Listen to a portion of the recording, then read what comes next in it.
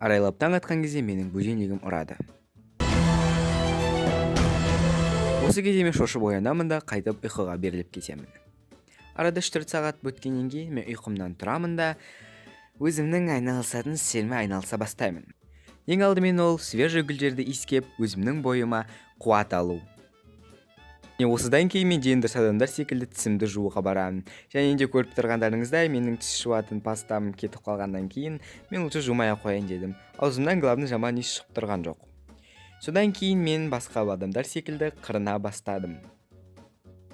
Бетіме арнайы көпіршікті жақтым да қырына бастадым. Қырынып болғаннан кейін мен өзімді өте жақсы сезіндім де бетімді жуып жіберіп кухняға бардым. Жеңдір адамдар секілді өзімнің таңымды пайдалы, өзіне көптеген витаминдерге бай сумен бастайын деп шештім.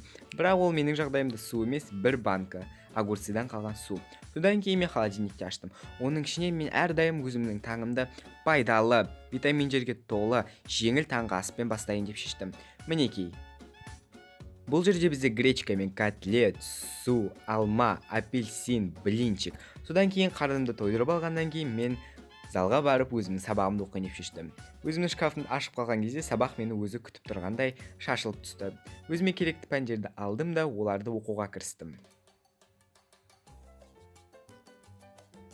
Ең алғаш сабақты алдым да одан түсінбегесін жауып тастадым. Содан кейін сабақты да түсінбегесін жауып тастадым. Ал ең соңғы сабақ химия болғандықтан бұл сабақты мен такта түсінбеймін, оны оқып не істеймін дедім де жаба салдым. Содан кейін ұзақ ойландым да пайдалы іспен айналысу керектігін түсіндім. Содан кейін мен пайдалы іспен айналыса бастадым. Пайдалы іспен айналысып өте шаршағаннан кейін мен әрине жеңдір адамдар секілді ұйықтағым келіп кетті.